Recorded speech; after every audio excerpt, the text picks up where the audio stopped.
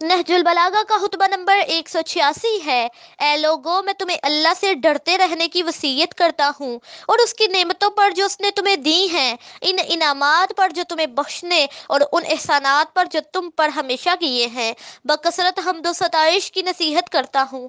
کتنا ہی اس نے تمہیں اپنی نعمتوں کے لیے محسوس کیا اور اپنی رحمت سے تمہاری دستگیری کی۔ تم نے اعلانیہ برائیاں کی لیکن اس نے تمہاری پردہ پوشی کی۔ تم نے ایسی حرکتیں کی جو قابل گرفت تھی مگر اس نے تمہیں ڈھیل دی۔ میں تمہیں سمجھاتا ہوں کہ موت کو یاد رکھو، اس سے اپنی غفلت کو کم کرو، اور آخر کیوں کر تم اس سے غفلت میں پڑے ہوئے ہو جب تم سے غافل نہیں، اور کیوں کر اس فرشتہ موت سے کوئی آس لگاتے ہو جو تمہیں ذرا مہلت نہ دے گا۔ تمہیں پند و عبرت دینے کے لیے وہی مرنے والے کافی ہیں کہ جنہیں تم دیکھتے رہے ہو۔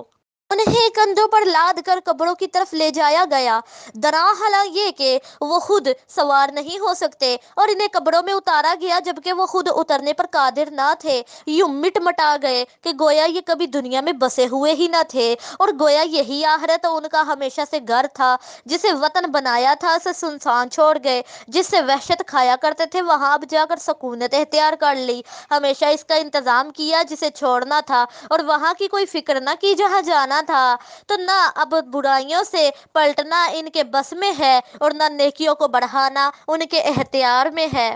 انہوں نے دنیا سے دل لگایا تو اس نے انہیں فریب دیا، اس نے اس پر بھروسہ کیا تو انہوں نے انہیں پچھاڑ دیا۔ خدا تم پر رحم کرے، ان گھروں کی طرف توجہ جلدی کرو جن کے آباد کرنے کا تمہیں حکم دیا گیا ہے، اور جن کا تمہیں شوق دلایا گیا ہے، اور جن کی جانب تمہیں بلایا گیا ہے۔ اس کی اطاعت پر صبر اور گناہوں سے کنارہ کشی کر کے اس کی نعمتوں کو جو تم پر ہیں پایۂ تکمیل تک پہنچاؤ، کیونکہ آنے والا کل آج کے دن سے قریب ہے۔